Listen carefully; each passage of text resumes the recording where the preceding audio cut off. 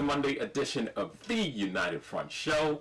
My name is Raz. Hope everybody's doing well. Happy Monday. And yes, it is a happy Monday. That's because Manchester United obviously beat Copenhagen 1-0, and that was in the quarterfinals of the Europa League. That means Manchester United are now on to the semifinal, where we'll face either Wolverhampton Wanderers or Sevilla. I think that's going to be a very, very good game, whichever team we face, because they're very, very good teams. Obviously, we know Wolves from the Premier League. We've beaten them a few times. You know, they've beaten us as well. So it's going to be a pretty exciting game either way. So we're going to basically find out, who we play. I told you last show that I would prefer to have Sevilla. So we'll see how that works out. Either way, regardless of who we face, I think United need to go all the way, especially because, Inter Milan, made it, and to be honest with you, they barely made it today. Looking at Leverkusen had, the majority of the possession, they played better. I mean, Inter Milan capitalized on their chances, which, unfortunately, when you look at today's game, we had plenty of chances and just could not finish. So we definitely need to show a little bit more patience in front of goal, because today we really didn't have that, and Solskjaer mentioned that in his press conference as well. So either way, I mean, at the end of the day, it was a good game. Manchester United are through to the semifinal. That's the third semifinal that we've had this year. Hopefully, we make it a little bit further than that, or at least all the way. Not a little bit further. We need to go all the way. That's what we need to do. Especially now that we obviously solidified, our top 3 spot. We're going to be in the Champions League. We need to cap off this season with, a trophy. And this is our only opportunity that we have so far. So anyway, enough on that soapbox. I think Manchester United played really well. And please don't forget to like and subscribe. Let's talk a little bit about what's in the news today. As you can guess, Jadon Sancho is in the news, right? Manchester United continuing to be linked with Jadon Sancho. It was mentioned by Borussia Dortmund that today is supposed to be the last day that Manchester United or that Dortmund will entertain any type of negotiations with United, simply because they're in Switzerland on preseason. And in the event, Jadon Sancho is not at Manchester United and instead travels to Switzerland with Dortmund, that means that he's going to be playing with them next year. Well, guess what? Today's here, and Sancho is not at United, so we can assume that Jadon Sancho is going to be staying with Borussia Dortmund next season. Not really sure. To be honest with you, look, these are negotiations and they take forever. Manchester United always, take long with negotiating. That's because we are aware that other teams know what our financial strength, our financial position is, and as a result, they will give us a big, a very, very hard bargain. Other teams don't have to go through that simply because financially, we know, what Manchester United is capable of, and because of that, they're trying to explore that. Can't blame Woodward for trying to save the club some money, especially after making multiple mistakes with poor transfers. That's a reflection on him, whether it's him doing all of that or not. It's still kind of a reflection on him. So looking at it, I mean, we'll see what happens, right? We don't know all the details, but I can tell you that the world is on edge right now trying to figure out what's going to happen with this transfer. In other news that's really more exciting, I'm very excited about it, is it's been reported that Mason Greenwood is talking about, he's basically been analyzing his own game. He's set a target for himself to score, some goals with his head. He says before the season is over or sometime in the Europa League, he wants to score a goal with his head. I think that is pretty awesome for a kid at 18 years of age who's experienced so much success, who is still taking the time to analyze his game and look at opportunities for him to improve. Here's what that means for me. I mean, listening to Mason Greenwood say that made me realize that this kid really looks at himself as a number 9. He sees himself as a number 9.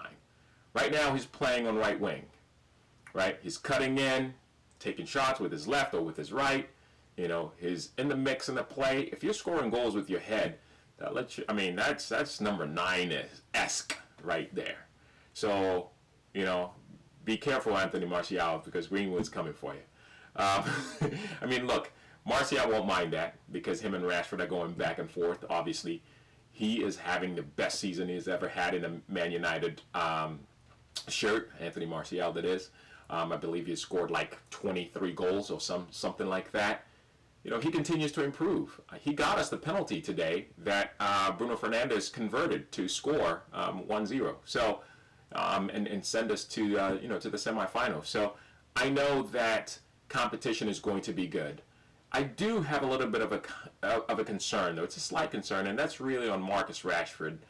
I don't know if it's his confidence or if he needs to be rotating more between him and Martial, where he moves in and gets a little bit of a taste of that number 9 position. He just didn't seem like himself today. He was rushing everything. You could tell that maybe his confidence was down. I don't know if it's a lot of pressure based on everything that he's been involved and what he's trying to deliver. If there's one person that's going to be able to get the best out of Marcus Rashford, I can tell you it is Solskjaer. So that part I'm not really concerned. We just need to see the best of Marcus Rashford. Big up to Inter Milan, especially if they go ahead and get this deal through. Apparently, Antonio Conte is looking at Chris Smalling. So if he gets Chris Smalling, that means he's relieved us of Sanchez, Lukaku, Young, and Smalling. I mean, that's 4 players that we've been desperately trying to get rid of. I mean, Smalling, I wouldn't call it desperately, but he's a good player, but I think his time is up, and both parties know, and I think he's made up his mind that he doesn't want to stay. That's because he doesn't want to play on the bench, and maybe, he's just given up. So whatever the situation is, Inter Milan, get Smalling, pay up. Roma, we try to, sell him for 18 mil, and they didn't want to do that. So cough it up, and let's move on.